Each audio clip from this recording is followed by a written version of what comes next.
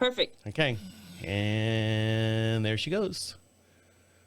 She's got a lot of little plastic ponies in the background. She does. Lots of ponies. Little bitty horses all over the place. Mm-hmm. My wife working for Wells Fargo, with the stagecoach and everything, is like their symbol for Wells Fargo. They auction off horses, like stuffed horses. So she's got all these, it goes to like Kid Care or some children's home or St. Jude or something like that. And they buy them for like $50 and, proceeds go to. So she's got all the little stuffed animal horses all over the place. Right. Yes, she does. I wouldn't lie to you, Mike. I believe you. Let's see. I hope everything turns out well. If not, we always have a backup. Yeah. You know what the backup is? What's that, backup? Do it again. Right. Do the whole show again. And now for something special. The unit is self-contained with its own saddler, farrier, wheelwright and so on. It's a rigorous training dished out who know all there is to know about horses, and it brings results. We take you behind the scenes now to show just some of the interesting aspects of this training.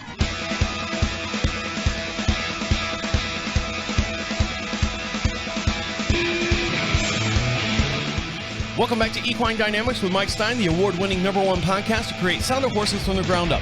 Mike Stine is a registered journeyman farrier with an APF 1 accreditation. On this week's show, joining us here in the studio, APF 3 farrier Shannon-Cole Veloz will be joining us. She's going to talk about the order in which a bodywork and other modalities need to happen before a farrier, navicular and nerve impingement, and also how horses compensate and opposite diagonals when injured. All this and much more will be discussed here on Equine Dynamics with Mike Stine. And over to my far right side is Mike Stine. How are you? I'm doing good. Travis, how are you? I am doing well. You're not doing good. I'm doing good. I'm doing better. I'm doing much better. So, for those of you who don't know, we did not do a show last week. Mike, he's speaking of horse compensation and opposite diagonals. I was compensating on my diagonals.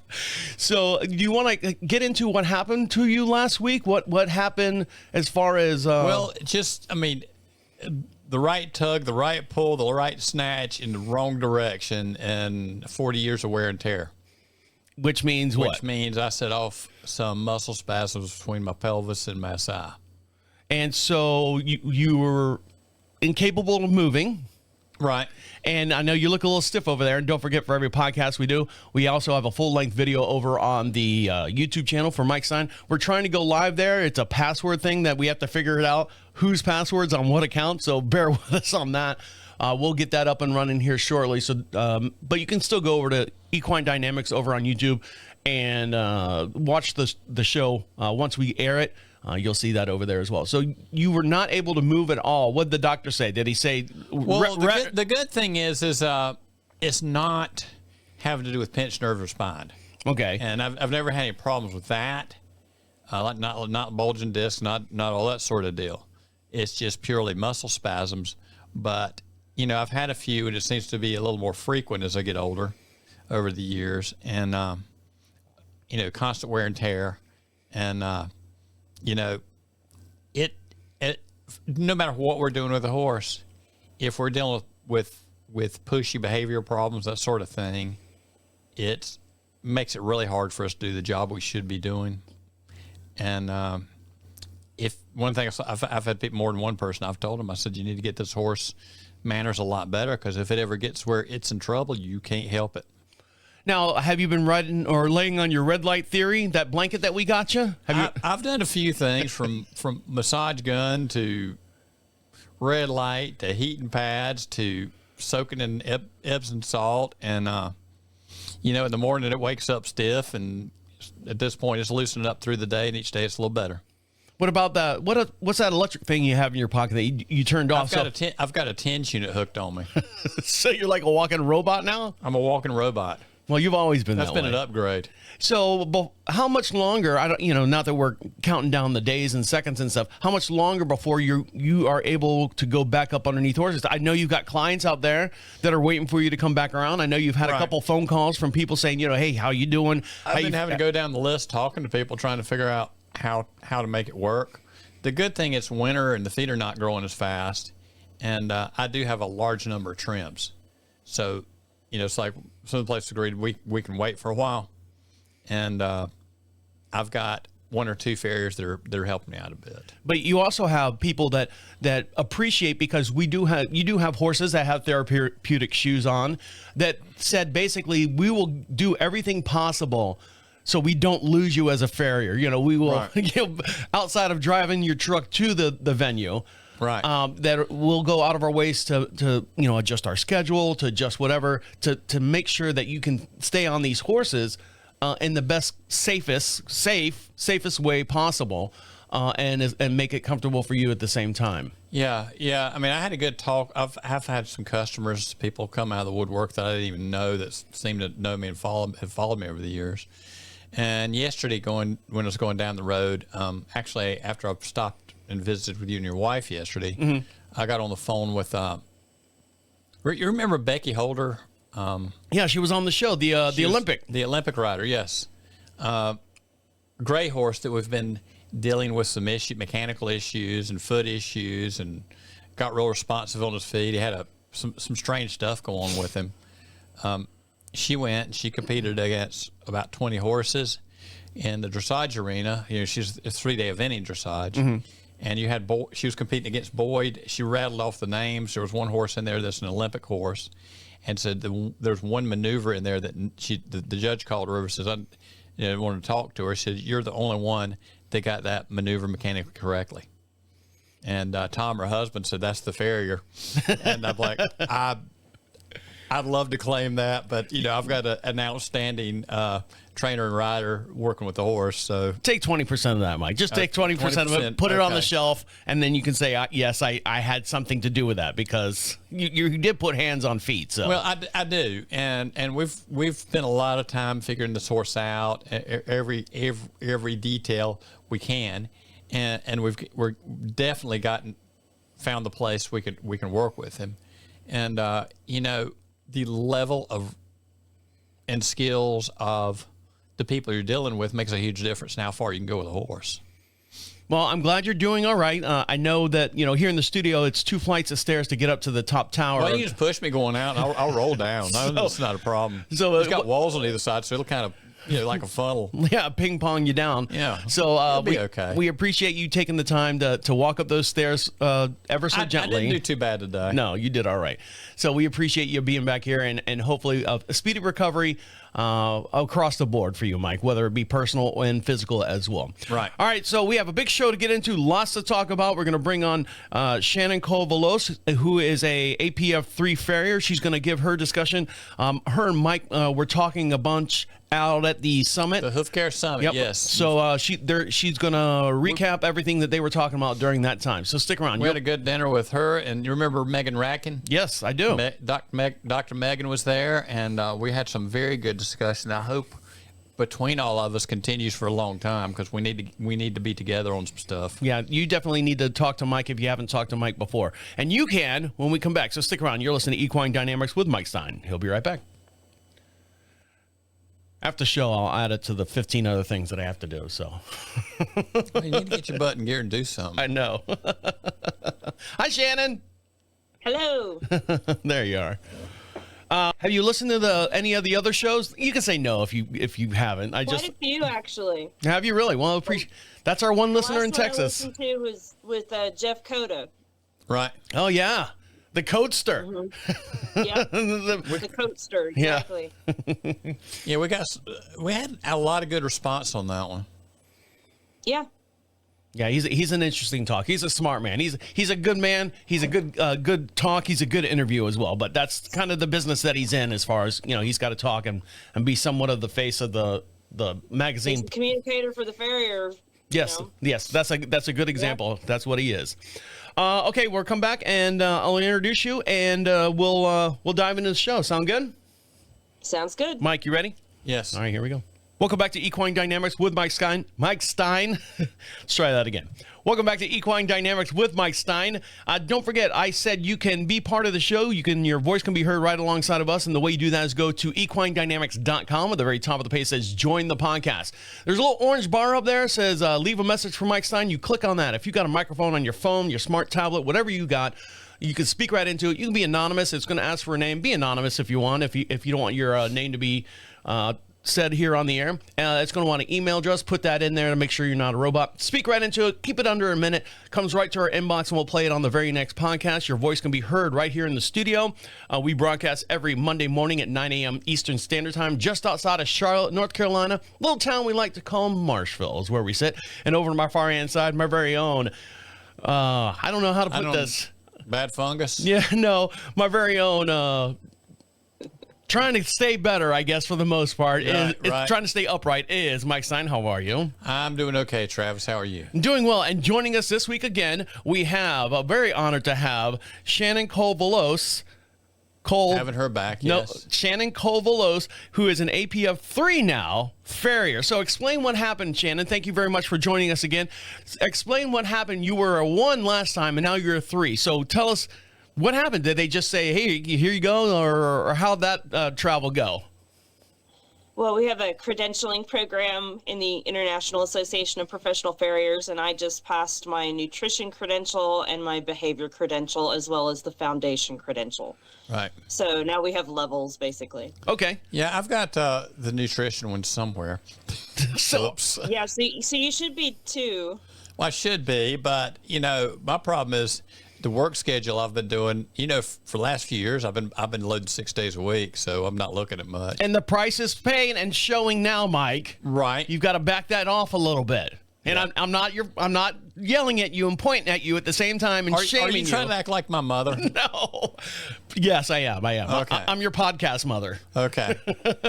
So, you and Mike were discussing a lot of things, and Mike wanted to bring you back on the show. Because he told me, he's like, hey, I was talking to Shannon. She had so much stuff. She got me thinking about some stuff pretty serious. And he's like, hey, can we use you on the show, to transfer this information to our audience? And of course, Shannon said, Mike, I don't know if I want to put up with you anymore. Yeah, you're a pain. The summit once a year is fine for me. I got my dose of Mike Stine. But no, she's been a darling coming here on the show and giving the same information. So one of the things that Mike was talking about is you were talking about together in order in which the body works and the other modalities and what needs to happen before a Farrier. Okay, I said a bunch of words there. I understand the English language, but I don't know what all those words together mean. Sure. So modalities are basically like the tools that we have in our toolbox. And so I'm an equine rehab specialist. I do more than just Farrier work. I do equine sports massage. I do kinesiology taping. I do PEMF. I do electrostim therapy. Myofascial release. So I have to look at the horse that I'm working on and pick out which modalities are going to work on this particular case. So the modality is the tool basically that I'm using at the time. Right. Now, I've never heard, and I've known Mike now we've been doing this show for 4 years. I've known Mike for at least 10 years. I've never heard him use the word modality. Yeah, it's a big hard word. Common. Probably not so common with farriers, more common with body workers. You know what it is, Mike? Too many letters in it. Well, besides that, she's an APF 3, and you are still just a low APF 1, Mike. That's all you are. That's right. What other tools and stuff? Now, you say you're a body worker, and correct. So do you get pulled between, and pardon the pun on that, do you get pulled between when you're farrieing, putting the shoes on and stuff, and body working at the same time? Or can you separate those two worlds? No, that it's all combined for me at this point, and I have found through many years of trial and experience that the body work needs to happen first to relax the horse's tension, to correct posture, and to get the horse into an optimal place to stand so that we can balance the feet to that new released muscle and tissue. Right. So here's just popped into my head, of course, like most questions do. They just pop in there. Where do they come from? I don't know. They just happen. So let's say you're working on the body work, okay? Let's say someone called you out and said, I need you to work on my horse. So you're doing the body working and stuff. And as you're doing that, when I say, can you separate the two, you're looking down at the horse's feet, a horse that you do not shoe. And you're looking at the feet and you're like going, oh, I see what's going on down there. This 3-degree wedge is off by 2 millimeters this way. Or, and on the reverse of that, if someone calls you to come out and be a farrier and shoe the horses and, adjust the feet and stuff, do you look up at the body and I guess you do at some point, rub the horse? A good farrier, you're going to look up at the body anyway. Right. Well, every farrier should be looking at the whole horse. That doesn't happen. So I take it a step further and I watch the horse walk towards me, away from me, sometimes trotting towards and away from me before I touch or work on the animal. And then I do photo documentation of the front, the rear, the top of the horse looking down, and the side of the horse to look at if the horse can stand squarely, how they are standing, if they're toeing out, if they're toeing in, if they're cow-hocked in the back and standing with their feet pointed outwards. Most horses cannot stand square, and that shows me that there's tension in the body. And so I, at that point, begin to take my hands through the horse's body to feel where those tension spots are. I do trigger point release. I do myofascial release, whether that's blading or using my hands. And then the horse's posture will correct and that horse will become square. So what I've seen with the feet is, say they're tight in their chest, in their shoulder, in the brachial plexus, which that is the main thing we're going to talk about with navicular. Right. I believe it's nerve impingement of the medial nerve in the shoulder, and it's traveling down the leg into the back of their foot, making them walk onto the top of their toes to get off of the nerve pain in the heel. Now, go ahead. So if we can release the tension in the shoulder and get those muscles to stop strangulating that nerve, that's going to help that horse be able to relax and stand down on its heel. And then we can remove the wedges from these feet over time with that body work happening beforehand. Right. And the unloading of the back of the foot, if they're keeping that unloaded, then your lateral cartilage are not working like they should. And correct. Then there's blood flow problems automatically. Correct. It's like a train wreck starts to happen inside the back of the foot. Mm-hmm. All right, we're going to take a quick little break, and when we come back, we're going to talk about the navicular and the nerve impingement. Did I say that right, Mike? Yes. Yes. I was checking Mike to see if he knew what I was saying. So stick around. We're going to dive more into that when we come back. You're listening to Equine Dynamics with Mike Stine. He'll be right back. Right. You warm enough over there, Mike? I'm okay. I know it was. I did not plan. I'm snuggling up to my little heater here. So, I didn't plan on the cold weather overnight, and I forgot to turn the heater on up here in the studio, so it's taking a little bit for the studio to get warmed up for my little Mikey Poo over there. It's, sissy little punk. You're all right, Mike. Welcome back to Equine Dynamics with Mike Stine. Make sure you follow him over on Facebook. And the reason why you're going to do that is because you're tired of all the doom scrolling that's going on your Facebook feed right now. And you want something a little bit more educational, a little bit more exciting, a little bit more learning of value that you can add to your daily conversation, especially if you're a horse person or just interested in horses in general. Jump on over to Facebook right now. And you can see all the different articles Mike has actually physically read. And if he's read them and he agrees with them, he'll post them on his Facebook page. Yeah. Read them? Well, looked at the pretty pictures. Well, there you go. Now you're talking. There's a lot of diagrams over there that are very helpful. So follow him over on Facebook. He's got a personal page, Equine Dynamics Mike Stine. If you're on his personal page, you should see his business page as well. And if he posts on one, he will post on the other. So make sure you follow him over there as well. And over on my far hand side, my very own limping pony is Mike Stine. How are you? I am doing okay. How are you? I'm doing. And how are you, Shannon? I'm doing great. And joining us this week, we appreciate very much for joining us all the way from Texas, APF3 Farrier Shannon-Cole Veloz. Thank you very much. We're excited to have you. I like your jacket. Is it cold there where you're at? It is. It's 32 this morning. Well, I think we beat her. We got 18 degrees this morning, Mike. Right. 18 degrees. But it's still cold no matter what. So we're going to talk about the navicular and nerve impingement. Now, what define impingement for me? Because, again, English words are not my specialty as far as anything that's more than 6 letters long. Define what impingement means to me. So basically what's happening is the fascia and the muscle tissue, the soft tissues are basically strangling the nerve.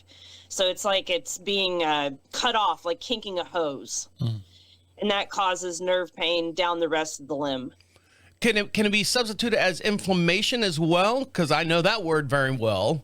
Correct. Yeah, it could be inflammation. It could be like a horse kicked another horse in the shoulder. And everything is swollen. and it cuts off the nerve. Well, any part of your body where the nerves are being shut down because of something like what she's talking about, it's going to affect circulation. It's going to have less circulation in the area, just flat out. Now, as far like if I have inflammation, if I've got inflammation in my back and my knee, when I go running, everything, I take something. There's something over the counter that I can take, whether it be Advil, whether it be Nixaprorin or whatever that that you can Aleve, I think is out there if they're still around. And there's also, I do Voltaren, I think that's what it's called. There's an ointment that's called Voltaren or Voltaren, I believe it is, where you have to be really, really careful not to touch animals. If you're a human, I rub it on my knee and it kind of soaks into my skin. It's like icy hot, but it's like straight Advil to my knee or something like that. You have to be careful taking too much of it. Is there something that you can put on horses if they have like this, I almost said infringement, impingement, or is it just strictly working it out as a body worker? Okay, so that's a loaded question. Sorry. It's about 5 questions at least. Obviously, if they've just been kicked or the injury is fresh, we don't work on it. You wait until it's healed enough to work on the tissue. Okay. But I do actually use a CBD-based liniment now for the horses to help with the muscle pain and inflammation of the nerve, as well as an oral CBD for the horses. Is that something that you can get over the counter? Do you need a card or some kind of medical? No? Okay. No, you do not. Nope. You are able to order directly from the company, and they ship online right to you. And then, that I found that to work the best, because NSAIDs, like you said, like Aleve, those don't work as well for nerve pain.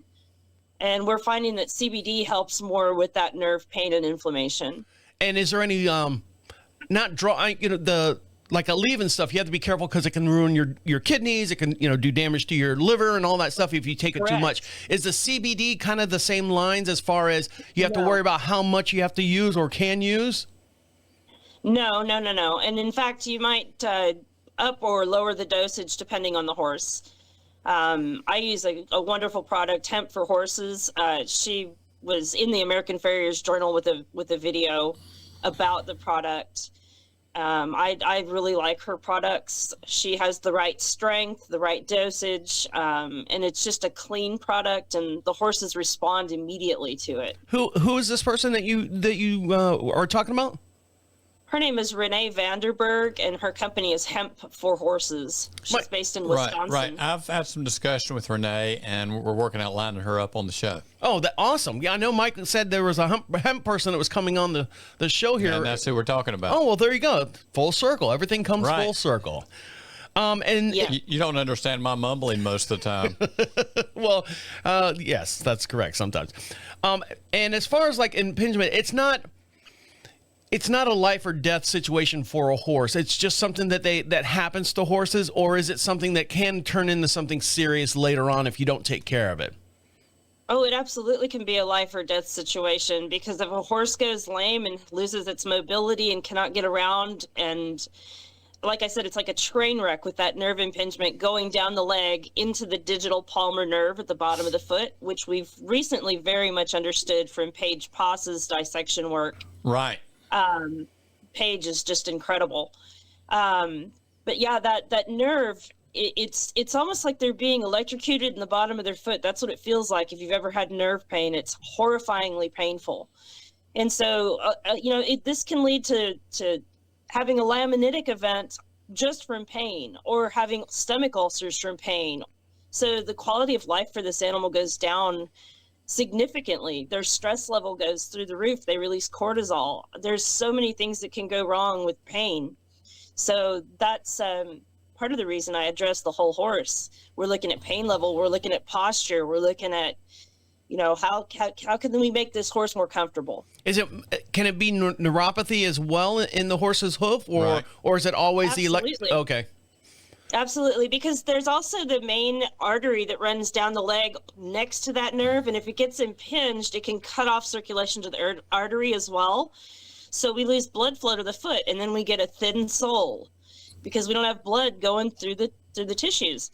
So everything atrophies, everything falls apart, everything collapses. It's like a train wreck all the way down the limb. Right. So that's why I suggest doing the body work first and then balancing the foot to that body work to help get that horse in a more comfortable place. From being under horses on a couple levels, not just that, the fact of being able to work around the horse and the horse's body be free and less painful, because some of these deals where we deal with behavior problems when we're trying to shoe horses, sometimes there's a fair amount that's pain related, and correct. The horse will get the horse leg to a certain point, it reacts and they snap back, and then they especially like picking up that hind leg and extending it out the back.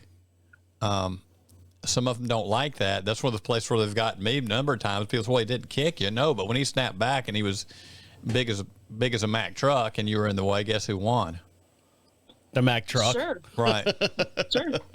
All right, guys, we're going to take one more little break, and we're going to come back and talk about how horses compensate in the opposite diagonal when injured. And I saw Mike, he was listing in one direction as he was walking up here to the studio. So we'll get into all that when we come back. You're listening to Equine Dynamics with Mike Stine. Move the ballast in the right place and it'll be okay. We'll be right back. Can I go downstairs? Why are you going downstairs? Because I got to pee. Okay, Mike's got to go to the bathroom. He'll be right back. Okay, no problem. Smoke him if you got him. Sorry. It's all right, Mike. You're on probably a bunch of diuretics, too. Yeah. And he's up. And he's moving slowly. You're going to see him walk behind me here in just one sec. Here he comes. Yep. There he is. Now, Travis, you know what's going on? You know all the things. For him? Yeah. Yeah. There he goes down the stairs. He's a fighter, man. Yeah, he's one of a kind. And one of the things, that my wife and I, because she has a horse, Diego, who's kind of low in the back end. The only reason why she bought this horse is because of Mike and Mike's expertise. Mike says, yes, I can fix that or help the horse get better. Not necessarily, fix it. Like I'm going to cure everything. And when she found out that this happened to Mike, she was like, she was in tears. She's like, I was, yeah. In tears for Mike. Mike is one thing, and then worried about, the career of her horse. She's worried about someone else coming in and putting hands on it and not doing exactly what Mike was doing, and worrying about her career and all that.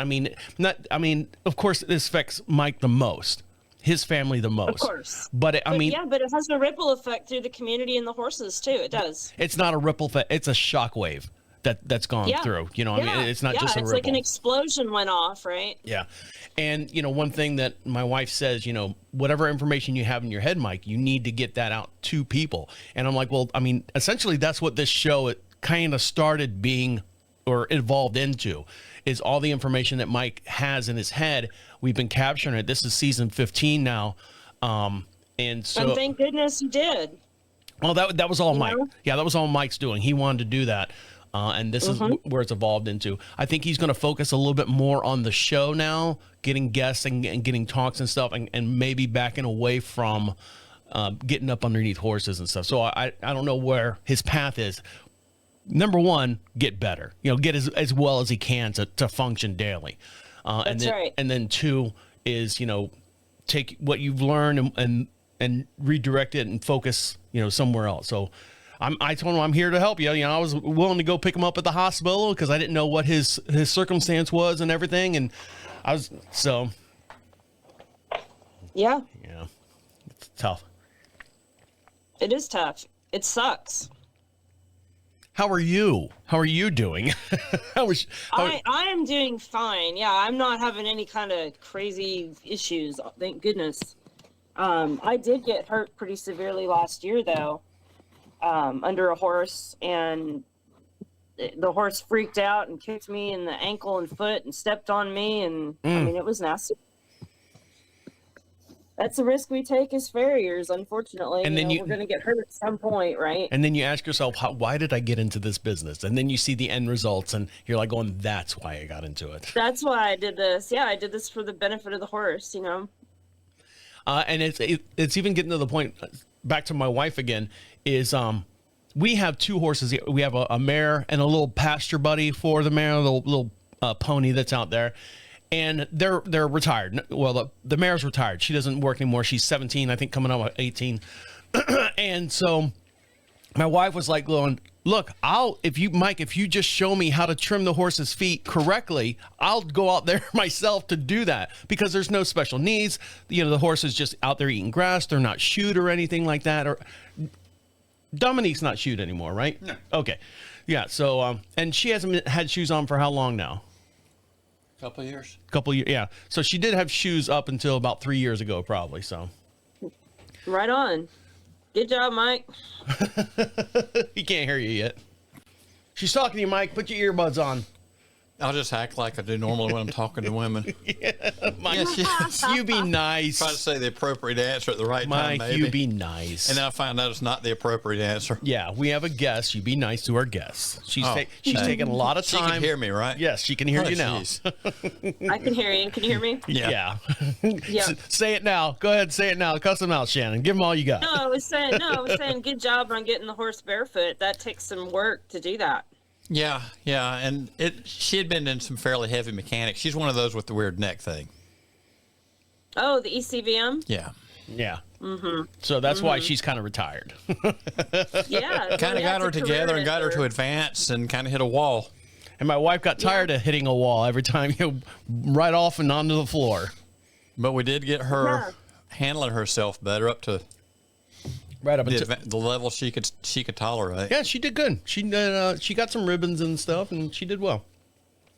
All right, when we come back, we're going to talk about how horses compensate on the opposite diagonal when injured and having lameness. Sound good? Yep. Yep. Get settled in over there, Mike. Let's go. Are you ready? Yep. All right. Welcome back to Equine Dynamics with Mike Stine. Don't forget, for every podcast we do, we have a full-length video over on the YouTube channel. Just search Equine Dynamics Mike Stine over on YouTube, and you can see all the different things that go on behind the scenes. You can see Mike getting up from his chair ever so gently, ever so tenderly, and walking out the studio to go downstairs and answer something out of his truck and then come back. So it's kind of funny to watch him.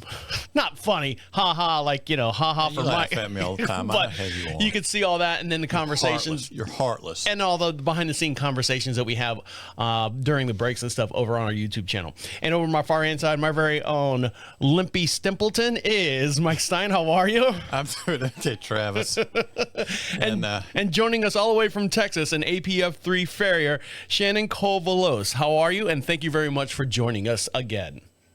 I'm good, guys. So did you have a good time over at the summit? I always hear Mike's side of the International Hoof Care Summit. I never hear from anyone else who's somebody that really matters. Well, yes, exactly. Yeah. So did you have a good time? What was your takeaway from the summit?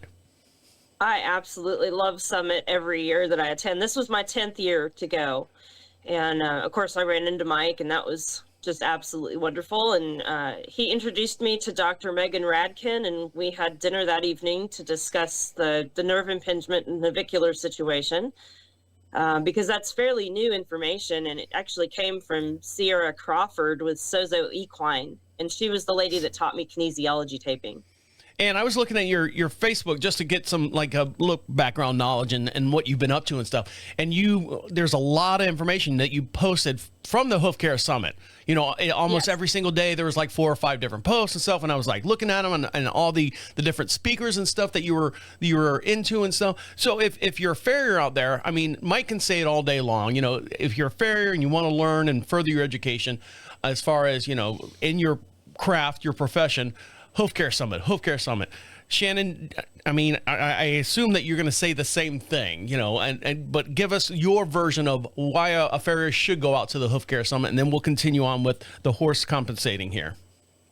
So there's probably, 94 lectures, Mike? Something like that? Something like that. There's a couple things you can pick from. You ought to be able to find something you're interested in there. Sure. And a good thing is that most of them repeat over the years so that you can get them later if you miss them. Mm-hmm. But the biggest thing I take away from Summit, honestly, is the relationships and the networking and getting to collaborate with your mentors and mentees and new people and meet people. Tormentors. Form mentorships. And just, you know, everybody's there trying to get education and open their minds and learn. And it's just such a collaborative, happy environment. There's, you know, it's like, you know, Doc Mansman. I don't know if you know Doc yet. I know Megan does. But I was talking to him when they put on educational stuff here. He says, you're preaching to the choir. We have the same ones pretty much every year that come to the educational, you know, events that he did. Doc Redden apprenticed under Doc Mansman. And when they had the podiatry stuff going at NC State, Doc worked at NC State in the early 2000s. I had a chance to work for Doc. And but he says, you're preaching to the choir. And there's a lot of fairs that show up from around the world. But it's, you know, if you look at the number of farriers in the world, it's still enough to fall through the eye of a needle with a lot of clearance. I feel that if you're a farrier starting out and you just feel like you're in this world on your own, you know, you're just out there, it's you, your truck, your rig, and whatever barn, you know, the conversations that you have in the barns, and then you're on the road again and you're on to the next thing. It's like being a rock and roll star. You know, you're just going from town to town, from barn to barn, doing your job, and then you pack up and then you're on your own again in your own little world. And the farrier community kind of comes together at the summit. I mean, hence the name Summit. Everyone comes together. And so if you're looking for just conversations and support, like a whole support group of people that say, hey, look, you're not the only one out there on your own. We're here for you. You have a collective, you know, group of people you can call and reach out to anytime. So that's my little thing on the summit, because it's great. All the pictures and stuff, back to your Facebook page, all the pictures and stuff, and it looked like you had a lot of fun and you took a lot away from it as far as, you know, seeing all the different people, Shannon. Absolutely. I do every time. All right, so we're going to dive into how horses compensate on the opposite diagonal when injuring or having lameness. So when you're talking about the diagonal, you're talking about the way the horse's gait is, the stride and everything.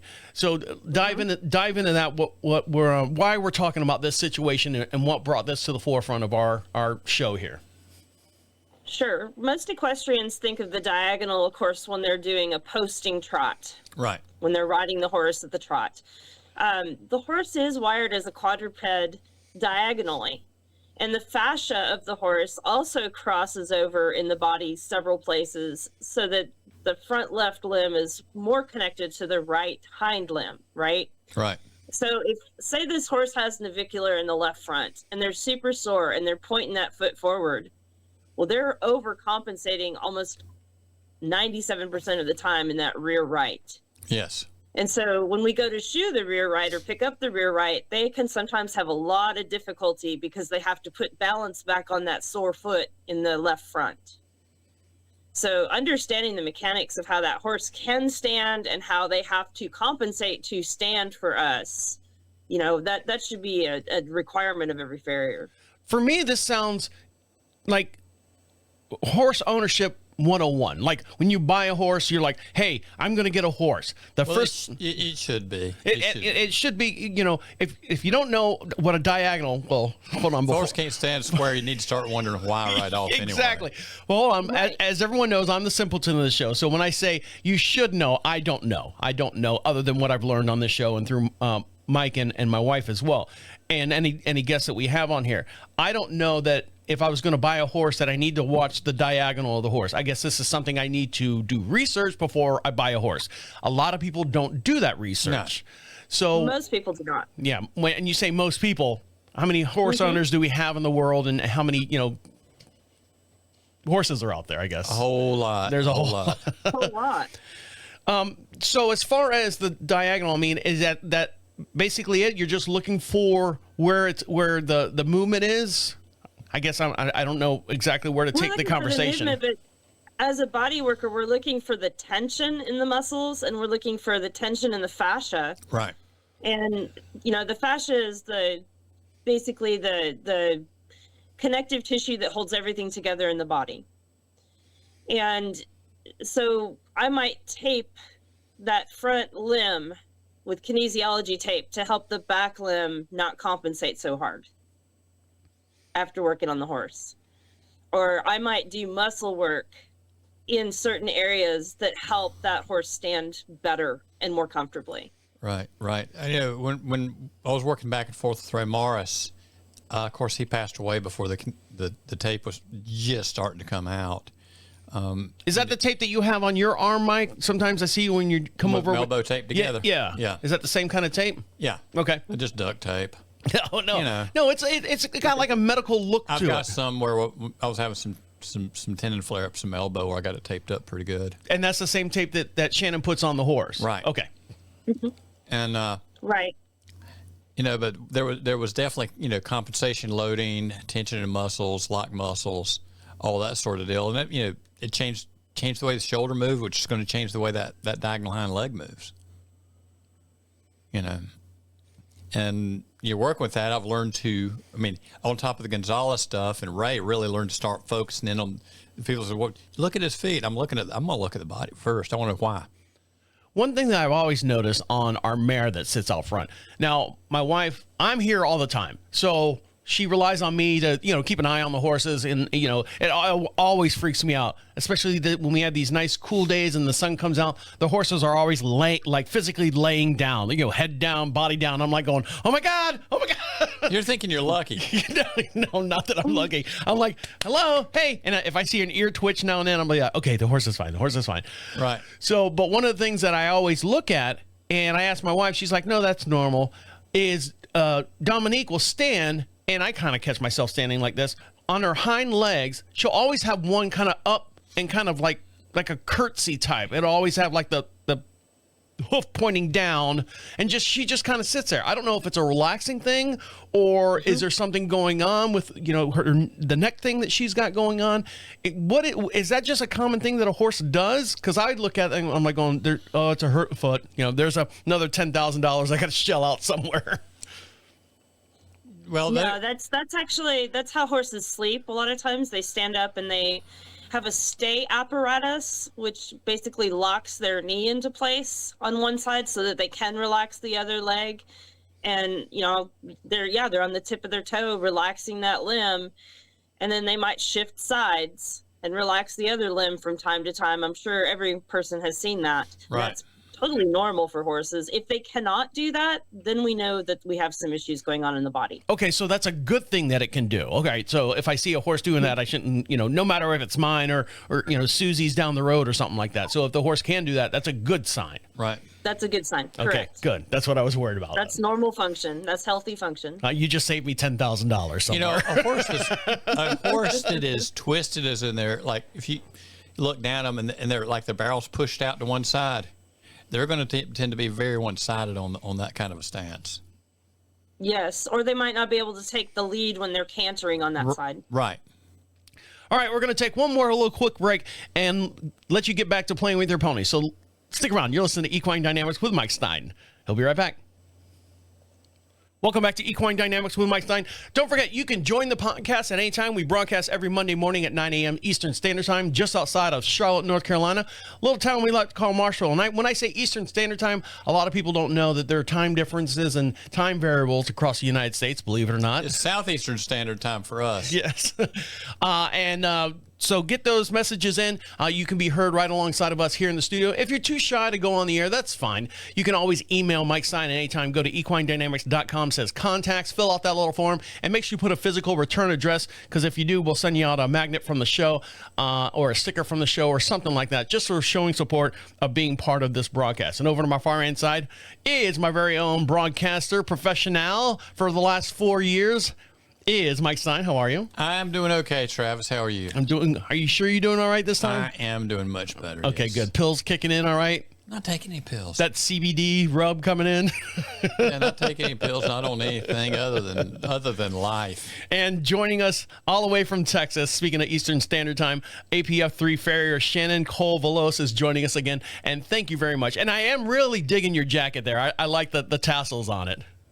Thank you. It's my favorite, actually. It looks so comfortable. You were wearing that at the summit. Yes. Anytime it's cold, I get to wear it. Did someone make that for you, or did you buy that off the shelf, I guess, off the rack? I bought it in a Western store. Oh, okay. That would be cool. A story behind it, like, no, this is my friend's sister who made this jacket for me and stuff. You could say that, Shannon. You could do that anytime. Just say, yes, my friend's sister's brother-in-law made it for me. And then everyone would go, ooh. Conversation piece stuff. She'll start now. I know. She'll start now. All right, Mike, what did we learn today? What did we learn today? We learned that in order in which the body and other modalities need to happen before a farrier shows up. Shannon, what do we mean by modalities? The different types of healing that we do, whether that's kinesiology taping, blading, cupping, massage, PEMF, electrostim therapy, myofascial release. Those are all the different bodywork terms or modalities that we do to help the horses. CBD rubs? CBD liniment rubs, absolutely. What's the one this is the only thing I know about horses, and it always gets my wife, is for a long time I used to play basketball. I'll make the story real short. I always would get cramps in my legs and cramps in my thighs from running up and down the basketball court. This one lady, she worked on horses, had a ligament and rubbed it on me and said, here, this should soothe your muscles. And she started laughing. And I said, what are you laughing at? She goes, just wait. And all of a sudden I go, feels like I ate a whole plate of spaghetti already. Right, DMSO. Is that what it is? So my mouth tasted like garlic that one time. So that's the only thing. Yeah, that was DMSO. We all know that one. That's DMSO. Yeah, so I just thought it was funny because she laughed and so on and so forth. All right. Also, we learned about the navicular and the nerve impingement in the shoulder. And when we say impingement, what are we talking about? We're talking about inflammation. We're talking flare-ups. We're talking damage from a hit or something.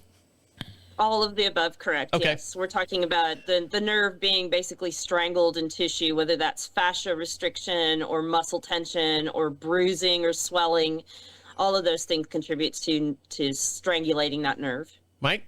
Yeah, that's covers it pretty good, And do you have an impingement on your back? Well, actually, it's muscular as far as everything's checked out. It's not to do with pinched disc or anything. Oh, okay.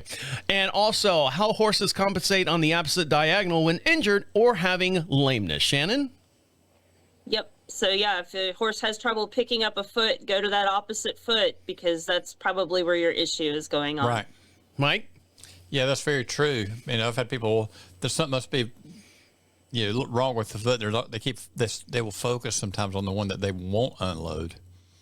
And they're protecting the one that there's something's going on with. And when my mare's out there standing there with her twinkle toes pointing straight in the ground, just kind of picking her heel up or something like that. It's a relaxing thing. That's a good thing. Yes. Okay, just they're to make sure. resting their leg. Yep. All right, Shannon, where can our listeners find you if they want to get a hold of you or if they have any questions for you? Sure, they can go to Wind Rider Equine Rehab on Facebook, or they can come to my personal page, Shannon-Cole Veloz, APF 3. And I also have windriderequine.com, and my phone number is 945-333-0963. Mike, you want to add anything?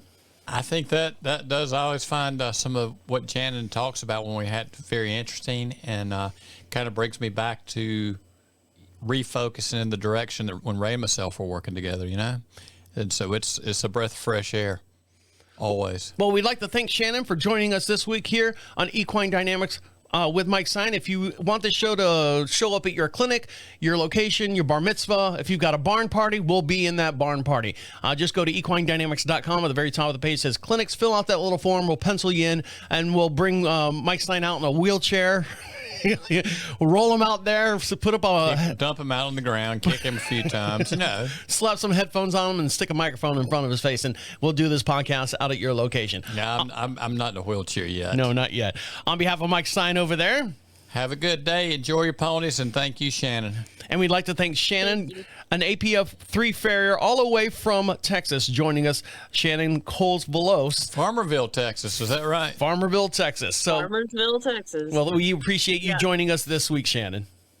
Well, thank you very much for having me. My name is Travis, saying see you next week. Right. Thank you, and we're all from Villes, right? Marshville, Farmersville. Yeah. My name is Travis, saying see you next week. Mike! Close need a cutoff. I need a dead quiet cutoff. And my name is Travis, saying see you next week. All of the doggies are in the corral. So I have a nice, so I can put a All of your work is done. He does not care. Just close your eyes and dream, little pal. Oh, Mike. Dream Mike. of someone. Recording the main stuff. So, Shannon, thank you very much for joining us. I appreciate it. Hi, Lucky. Thank you for having me. Did you have a good time? I hope you had a Good good night, time. Good night, Ned. Oh, I always have a good time talking to you guys. Yeah. Shannon is a good time. Yeah, Always. she's a good time. So, just a recap.